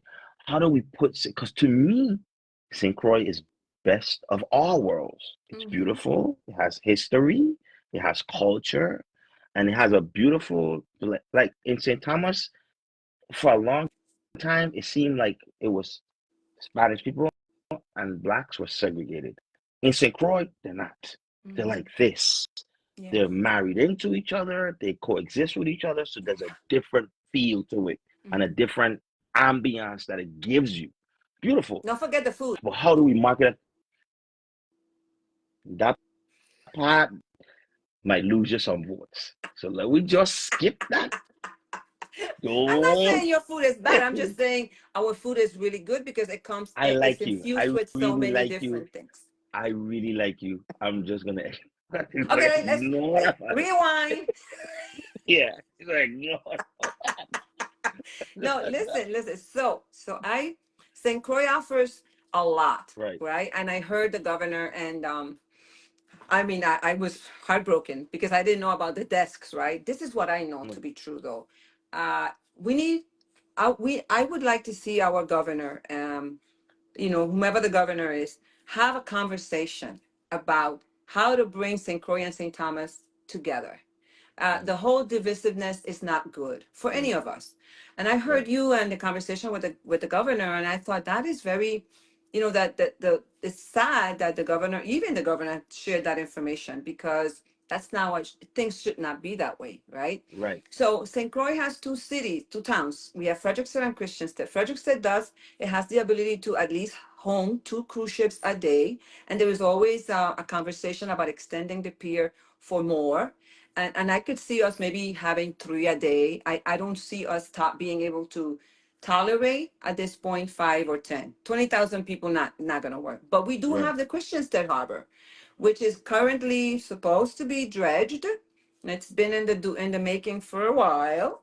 And once that is dredged, it is supposed to be for luxury liners, Mm. so that people that have, affluence will come into Christiansted through that in that port, and the boardwalk that is being built there. So we can use some tourist activity. Mm. We prefer, and I believe it's really important to also market St. Croix to people who want to spend a few days here, a few nights here, because diving here is phenomenal. People will tell you that diving off the Cane Bay Wall and all of that is a really, a really beautiful experience. Right. So St. Croix should be promoting our history. We should be promoting our diving, our snorkeling, our beaches, and we need new hotels. We haven't built a new hotel in a very long time. And Yeah, all like of why these they things build have to come together Carambola all the way seamlessly. back there? What? Why they put Carambola all the way back there in the desert? Like I was like, this is a beautiful hotel, but why is it in the middle of nowhere with no And then there's no lights? Uber. There's no Uber. There's no nothing. People have to rent a car and then they get lost. I agree with you. There's poor planning, but Carambola is a beautiful property. The It beach is. is beautiful. We need to build more hotels, but I will tell you that for us, the first our action item has to be to develop St. Croix so that we can increase our population. That will bring some economic stimulus to the island, right? More people come back home, expats come back home. We're able to grow our population again to an amount where there is more tax revenues coming in. And I think with that, with more activity on the island, you will see more businesses coming. My husband is, by the way, my husband is a harbor pilot. So he has a lot to say about the ports here and the way that we can develop them. And Frederickstead can totally tolerate another, three vessels one day. We'll just have to do a little bit of developing of the pier. But the Frederickstead waterfront, there are too many rocks on that side. If we could probably remove some of them. I don't know if you've been here when there are two cruise ships in town. The entire stretch is just filled with tourists, and an entrepreneur decided we're going to rent umbrellas and beach chairs, and it's a thing. So there is an opportunity for us to maximize tourism, but I believe hotel stays is where St. Croix really, that's the sweet spot for St. Croix. So I have to, because You tired? unfortunately this is my mom. No, fortunately this is my mom, and I have to say her question so I don't get like a tongue lashing later. So Uh-oh. Leticia Mom, Penrod, this is my mom, go and she easy says, on him. I don't hear diversity. Some of these options will still create unnecessary competition. Can you ask that again? She says, I don't hear diversity. Some of these options will still create unnecessary competition. I don't hear diversity in the diversity of the economy or the diversity of the I population. And think competition in what way? diversity, I think she means diversity in ways to market St. Croix. It just seemed like it's still tourist driven. Are there other ways to market St. Croix outside of Tourist just driven? cruise ship and hotels? Well, the history Right, of St. Croix, you mentioned it. We have right. history. One of the measures that we had was a feasibility study that we resurrected to explore the opportunity to build. It's called the II Park, more like an adventure slash history park that would highlight the seven flags that have flown over St. Croix. It was determined that the best location for that park would be Frederickstead because that's Mm, where most of the cruise ships come in, but it would be something for residents as well. St. Croix has the landmass to be able to have an adventure park that would right. highlight the history of St. Croix. But to the point your mother makes, that is still, for the most part, going to attract visitors and tourists. So if the Internal visitors diversification as that well, because then I would leave from St. Thomas to go to the history park. People will leave from the British Mhm. Virgin Islands to come. So it'll be internal driven as well, because Yeah, like more people at from St. fair. Croix, yeah, because more people from St. Croix travel to St. Thomas than more people from St. Thomas travel to St. Croix, and that needs to be a thing as well. You spend more of your money in St. Thomas than we spend more of our money in St. Croix, St. Croix. and that Yeah. balance needs to be a little bit more, because St. Croix has a lot to offer. Do, do you know that I used to wear a pin when I was in the legislature that said "Ask me about St. Croix." So whenever I was in St. Thomas, and I would be near a tourist or anyone, they would say, "What's that?" And I'm like, "Well, it's St. Croix. It's the other island over there. You should visit us too. You really haven't had an entire experience if you don't visit all three Which islands." is That was true. my pitch, because a lot of people who went to St. Thomas had no idea that St. Croix was a thing, and so we passed a bill that required EDC beneficiaries and St. Thomas who have tourists coming, and vibrant tourist activity and a captive audience to promote St. Croix to those people. I'm not sure to what extent it's happening in St. Thomas, but I want to tell your mother that there is an opportunity for us to really work together as two islands to ensure that people who go to St. Thomas are encouraged to come to St. Croix and vice versa. It would help us grow. People know and learn about St. Croix, and also help St. Thomas be a part of that growth. I want to go back to the point of the governor becoming more engaged in breaking the barriers that may Yeah, exist between the St. yeah, Thomas and St. Croix right. residents, and to really to really to solidify a message that encourages both districts to work together towards common goals. Okay. VLA, I interviewed VLA, and his interview should come out. We interviewed VLA, me, Kyle, and Mhm, Sony, the Caribbean Currency podcast. It's a mhm, we thing. It's not a me thing. Uh, and he said, and I want to go back to the government balance in St. Croix versus St. Thomas, because St. Thomas seems to get everything and St. Croix gets nothing. And I don't want to misquote him, but he said, when something is for St. Croix needs to go through, the paperwork has to go to St. Thomas to be approved and then come back. And in if there's an office in St. Croix, a government office in Croix, um, for example, it might only have 3 employees when that same government office in St. Thomas has 15. mhm. How do we, because St. Croix may have more people or just amount the same people as St. Thomas, right? How do we balance that government where it's the same amount of influence and employees in certain offices, instead of it's so top heavy in St. Thomas, and St. Croix It's just leadership. I think it's it's leadership. leadership. I Okay, think it's leadership. I think that if the governor and whomever that is, I'm not speaking of this one, whomever is leading this territory is able to have that conversation and say, okay, we need to be fair. We need to allocate resources. And equal is not always fair, right? Because right, we're much larger. right. So I'm a proponent of splitting public works, because Hmm. you have allocation of funds, and I know this to be a fact. The monies are separated 50-50. St. Croix is much There larger. shouldn't be. We have many more roads. What's this 50-50 talk, right? Right, Can we just focus on making sure that we are fair? And so, to his point, I feel that the governor is he's in a very good position to make the case, because he can make that case, because he can move and allocate those positions to St. Croix. It's right. not like it can't happen, right? The Senate can also play a role when they do the budget, but St. Thomas has to. We don't want infighting. We don't want people fighting. Oh, they took the jobs to St. Croix. There's a We need St. Thomas psychological and St. effect as Croix. well. Yes, exactly. We need them to understand the why. The why is that important, because St. Thomas already is, you guys don't have any more space. What you gonna do? Right, Or maybe you could like pull us close to you if you want. right, But so let's agree that if we grow our economy, we all benefit. And if we can agree on that one very simple, basic principle, I feel that the governor will feel comfortable making those changes without any concerns for lashback. Because at the end of the day, you know that every decision that a governor makes is always contemplating how it's going to impact the vote. And right. That's true. whether saying, yeah, I mean, that's the reality of it. So I feel that with leadership, the right leadership the right message, the message that resonates, that speaks to the soul of people, that gets them to see that they are a part of what we are trying to accomplish, which is a better economy, which is a better territory. If that message is delivered, I believe that we can overcome that the divisiveness that exists. Right.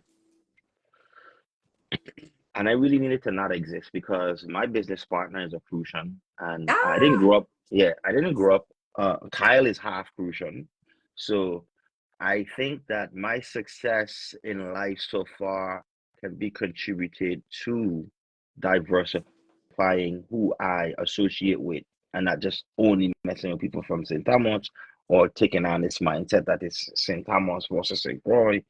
We work together. They have a different mindset. I have a different mindset. We put them together and we become great. And we are but great. did you visit St. Croix at all when you were growing up in St. Okay, Thomas? yeah. So my visit to St. Croix, I was very young. My mom used to, because my mom is big on family. She sent us to St. Croix. I had an aunt living in a rainforest. And I went twice. The Who was first time that? I went, Who mm, was that? Is that is it was that oh, Leona Watson? no, Oh, okay. no. But Okay. they had a pretty big farm. Okay, you remember the guy? You remember, uh, rest in peace. You remember the police officer that was moonlighting as a security guard at Wendy's? Yes. And yeah, so Miss Burkle, that's my aunt. His mother His is mother. my aunt. Yeah. Okay. So cut butt, right? And so she used to send us, Chapman? Hmm. Hmm. yes, right. So she used to send us over there to see them. And this was like, I come from concrete jungle, like projects. So it was all in the front was all like farming stuff to food. And then in the back was rolling hills. Now, I tell you, I had a time of my life. Yes. Like they just used to cut me loose in that bush. I get lost one time at night. The sun went down. I couldn't see anything. I just walking in the dark. And then, yeah, my great uncle, he was just coming in to bring the cows in and spotted me. What are you doing out there? And I was like, relax. Like, because my next bet was to lay down and sleep wherever the nice little patch of grass was until sunrise. Because I was last. But I was young and I was like, so curious. I wasn't scared. I was Hmm. just like a new world for me. That's when I learned about sting and nettle and like bathing, like getting stuff out the cistern and bathing outside. Like it was an eye opener for Did me. you jump So off the pier, which is one of the things I everybody does? we yes, we did when I was young. And then I just recently visited Sinkoy with a new set of eyes as an adult and fall in love with it again. You know what I Mhm. mean? So it's like a nice place to go and like you say, spend a couple of days and relax and unwind and let the the leisure energy of St. Croix take a hold of you because St. Thomas is so hustle bustle, hustle bustle, hustle bustle. The States is so hustle bustle. St. Croix is Mhm. like relax. Relax. You're so right. The we could become a place where folks come for, like, those long retreats Right. in spa centers Right. and all of Exactly. that. Exactly. That's Because the if you vibe I if you got. think about it, tourists on cruise ships, they're always in a hurry. They Right. don't In a have a lot hurry. of time. They don't have a lot of time. So Mm-mm. they want to go, go, go, go, go, go, go. So this is my final question. And I'm sad we arrived to the end. But after this It's question, okay. I'm gonna give you the floor to talk to the folks. Uh, my big thing with politicians is transparency. Like Mhm. when you go into the Senate floor and you have this setting and you're arguing with these people, why don't you come out and tell us, Senator Joe Schmo want to vote this bill in, but I don't want to vote this bill in, or even saying, hey, look, I voted for this bill. There's some things in the bill that I do not like, but I think that the thing that I voted for is super important, so I conceded on other things. Mhm. What happens is the bill get voted in, and then we find out later on the stuff then that you conceded is affecting us, and we don't know. So I applauded you earlier this week, a couple of days ago, if not yesterday, about how you utilize social media because I saw a lot of things that you post that spark conversation in my own mind. But I want to know that when you're in there, are you still gonna have the time to reach us where we're at and give us the, not wait until it becomes a problem to tell us like, hey guys, this is what happened, explain it to us. Because I feel like elected officials in the Virgin Islands are so behind in giving us the information. It's like, oh no, just go to the legislature page to watch that boring session when you could turn on your own social media I and come promise talk you, to us. I promise you, when I'm there, it's not boring. Okay, well, you know what I mean? Like, I don't see no bunch of suit and ties and No, I hear somebody you. hitting a gavel and, just come and online and tell us like, hey, look, this is what went down in layman's terms. And not to say that you're bashing another senator, but let us know. Like, hey, this person is blocking us Mhm. from moving in this direction. So then we could help you and go and hold them accountable. But it oftentimes seems like stuff happens, right? And after the fact is that when the senator wants to say, yeah, well, I had tell them this and what going to happen, and nobody had listened to me. Why don't you tell us that the day it happened? That was your stance. It's like they're afraid to be on the wrong side of, I don't know, the people or history. So how are you going to deal with transparency? No one is telling us the plan. They're like, yeah, we're going to fix WAPA. Okay, how? Yeah. Like what's, you know what I mean? So how talk to me about that, because that's important to me, the transparency. Yeah. So, I mean, the transparency that you're talking about is very different from the Transparency Act that we passed in the first 2 years of our service, which was the Virgin Islands Transparency Act that required government expenditures and revenues and contracts to be published online so that Right, the people would know exactly how government was spending money. So right. I'm really serious about transparency that way. One of the things that we did in our office, and see, I turned off our Facebook page after I left the Senate. Hmm. I had like the 5,000 of maximum friends, and I used my Facebook page a lot. I Good. would break down the issue and the bills. I would say though that perhaps not as many people were engaged in social media that Then. long ago as they are today, Hmm. because now you do a lot, there's a lot of live and a lot of that stuff. I took every contract that we had in front of us, the VINGN contract, whatever was coming before us, that was a lot of pages, and I broke it down for people, piece by piece. And when I took a position that people already knew how I felt about an issue before we went to vote, very seldom did I change my mind, because as humans we have to be able to listen. I might have had a position on an issue, and when I went to the legislature, a senator was able to convince me with information that I found was legitimate, and I'm willing to say I was wrong. I am going to side with this bill. So I'm there. But I use Facebook as a way to communicate with people how I broke broke down the issue, how I informed myself from the research that I would do. I will share links. I was very active that way because I love research, I love reading, and I love talking, as you can clearly Right. see. But I never used the live video piece. And my commitment, and I'm having a lot of fun doing this, so much fun that, win, lose or draw, I plan to like have my own podcast. I want to do my own thing. I want to really be I want to be a person who communicates with people on a daily basis about things that are fun and things that are serious, because we have to have that Right. balance. And I think, and my husband always says to me, you should write a book. You write well. And he says to me, you need a radio show because you really like to talk. So I'm going to take his advice and I'm going to do that. And my commitment is that I will still be alive in front of you, telling you what I need you to do to help me move our agenda forward. But then you have to commit to the fact that you are going to be there when I need you to. Oh yeah, I'm gonna be there because the people need me to. Okay. So and then one more thing before I let you address the public. Bipartisanship, right? Mhm. In bipartisanship, how are you when it comes to that? Are you like, oh no, I'm just party politics, I'm with the party, or are you working with independents and Republicans? How do you balance that? Because it seems like for us on the outside looking in, the Democrats are just with the Democrats are the staunch and they ain't crossing the party lines to work with anybody else, and stuff gets stalemated. or railroaded because they're sticking with each other. And we don't need that. We need, you're asking St. Thomas and St. Croix to come together as one, but then when you guys are in the Senate, then you guys are like separate and just along party Yeah. lines.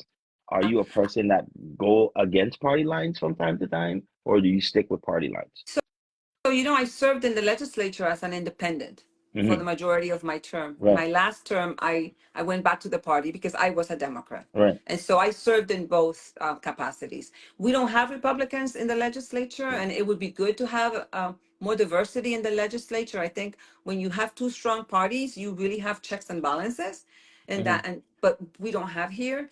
But I will tell you this much, though. It's not the same as in the mainland, right, where you have a Hmm. Republican and a Democrat, and there's always this infighting.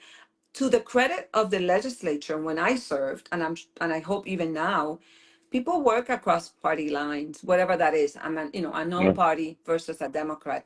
It takes 8 people to pass a measure, and so you always have to have build consensus. I think where where the issue arises is when the majority is created, because normally, with the exception of maybe 2 or 3 times, the majority is all whatever the Democrats, and they leave out the non-Democrats from the majority, and the majority makes all the decisions. However, they don't always agree, and so we were able to always get votes from the Democrats, and when I was a Democrat, from the no party, Right. because the issues are salient. The issues affect us all. We're a small community. I don't see party politics play out in the legislature like in the states. I would Okay. give the Virgin Islands legislature that credit. Okay. Okay. So I had you here for a while. I think I asked all the questions that were important to me and some of the people that reach out to me. I probably missed one constituent asked about the lack of staff in the hospital. Mm. So I'll let you address that, and then you could transition into whatever you want to tell the folks. Sure. So on the issue of the hospital has there are a number of issues affecting the hospital's ability to bill properly, and that the whole revenue cycle, the way it works, to bill timely. Hmm. And then those issues existed then, and they continue to exist today. So the hospital isn't able to collect all of the for all of the services that they provide, whether it's a facility fee, whether it's a share of the doctor's fee. They're not able to collect, and the collection piece is what's missing for the hospital to have enough revenues to continue to operate without needing the government to bail them out, and for them to even be able to pay the electrical bill. That is a problem we've seen play itself out year after year. That is why I really support a public-private partnership with the hospital to strengthen the operation of the hospital, right? To give it the resources that it needs so that they can deliver care to patients and not be concerned about leaking roofs. We still don't have a hospital after Mm. Maria. We're still working out of modular hospitals. So Right. it doesn't have enough staff because it can't afford any more staff. And that Right. is why people get sent off island. Imagine for a moment if you could go to the hospital and you could receive all the care that you need right there, with the exception of maybe some things that we can't do. But for the most part, you know that if your family member has a stroke, they don't have to be airlifted. That's a simple thing. People have strokes almost every day, right? Right. And so I feel that we need to shore up our healthcare services by bringing to bear resources from entities that are already established and have a proven track record. I will not depart from that position because we cannot do it all. Government is unable to do it all with the resources that it currently has. Uh, I want to just end with this, right? When we were in the legislature, we were very active and we had hundreds or thousands of measures that we submitted. And we were able to pass a lot of them. But I learned a lesson early on, and that was I became the amendment queen, meaning that you don't just have a bill, you have an amendment, and you try to find ways to push that legislation through an amendment, because the whole bill process takes a long time. I've learned how the legislature works. I've built relationships there to include staff. I know what it takes to get there on day one and start working on bills because I don't need to learn it. I already know it. I understand the VI code. I understand how you pass legislation. I understand how you draft it. We had our own attorney in office that worked on legislation, and I love research. So I am submitting to you that I bring to the table a lot of experience, that I am re-energized and recommitted, and that I am ready to get in there and to work to improve healthcare, to address mental illness, and to grow the St. Croix economy. Those are my three priorities. And of course, growing the St. Croix economy requires addressing our energy crisis. That goes without saying. Can I do it all? Absolutely not. Do I have all the answers? No. Will I make mistakes? Yes. I'm human. But I tell you what, there's some things I'm very proud of. You know, we were behind the mammography machine at the Juan Luis Hospital. When I came into the legislature, there was only one mammography machine, and the entire island of St. Croix was at a private provider's office, and uninsured women had zero access to mammography. We fought very hard. We made that happen, and today Juan Luis Hospital has a women imaging suite where they receive from a mammography to a biopsy. You can do it all there. And I'm proud of those initiatives because it changed lives and it saved lives. And another initiative I'm very proud of is the sentence reduction program, because incarcerated men and women now can get their sentence reduced. Obviously, individuals who don't have a death, sentence. I mean, they're not there forever. If they are going to be able to leave the system, they complete training, they complete an associate's, a bachelor's, and they get months reduced from their sentence. And they're able to enter society prepared to be successful members of our community. I'm very proud of that because we can't be afraid uh, of advocating for people that are incarcerated. They are still somebody's son, they're somebody's husband, and somebody's sibling. And so we need to give them a leg up too. They made a mistake, they pay for their mistakes. And when they come out, we need to be able to help them integrate themselves into our community. I'm very proud of that. And today I heard from a young man who was finally paroled. He received his GED, he received his associates, and he also received his bachelor's. And today he is on parole and he's got a job in California and he handled his own appeal. And I am so proud of this young man. And my heart just, his mother is so excited. She's smothering him, according to him. So that's when legislation works. When you Right. see the results of your hard work, when you know that what you have done has changed somebody's life in a good way, I feel good about that. I really do. And I'm honored to have been a part of the legislature for 10 years. Well, I just want to say on behalf of everybody that tuned in, my fan base, Caribbean Currency, and my children, because I'm going to show them this live, right? Because they look up to my mother. She is the principal where she at in the British Virgin Islands. Okay. So I came up around a lot of astute women. Hmm. I credit women for giving me my intelligence, my wherewithal, my discipline, even though it happened late. All those women in my life were shining examples.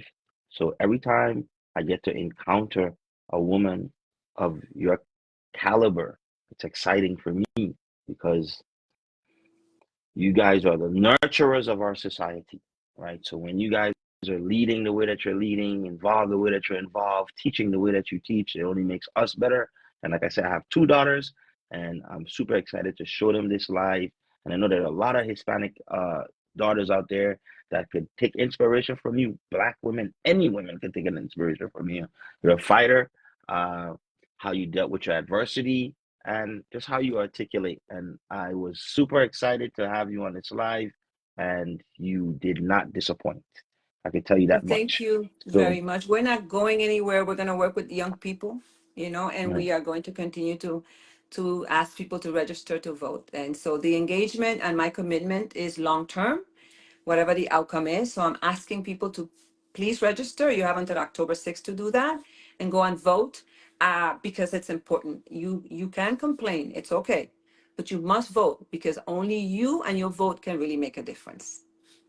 Thank you So on so behalf of, very much. Thank you yeah, for the work that you do. You guys are really onto something. Thank you for bringing people on to talk about issues. I hey, really they say that we should play our part. I mean, I might not be a senator and I might not be a police officer, but this is what I do. This is what I like to do. I like to talk to people. I like to share the information. So thank you guys, you for even trusting me to have the conversation, because I know I have I'm very um controversial at times. You know That's what I mean? But okay. that's just part of who I am. And so I thank you for trusting me with the conversation, and just even not looking down on us, and seeing the importance of us, because I want other people like the Come True podcast. You know what I mean? I encourage people to go on that podcast, because there's another demographic of young folks that watch them and have a different mindset. And I want all my people to hear the candidates and be involved. That's right. If you are involved, then you cannot complain.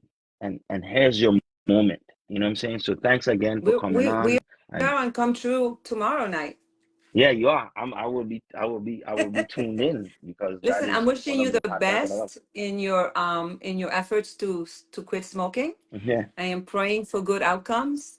Um, Thank you for sharing, and thank you for remaining involved, even though you're not living in St. Thomas. Yeah, keep doing what you're doing. And I know that you're gonna do big things, and I look forward to meeting you in person. Oh, you will. So how we end our thing? We say peace and love alone. Peace and love alone. Peace and love Again, alone. Okay. again Paz y works. amor. Paz y amor solamente. Nereida. Say it. Nereida. Nereida. I got it. I got it. Close I'm enough, close. yes. I'm close enough. Okay. All right. Thank you so much, Thank Nellie you. O'Reilly, for coming on. I really wish you all the success. I love to see you on the Senate floor. I will say it here. You have my Thank vote. you, sir. You take All care right. of yourself. All right. Bye bye. Bye, everybody.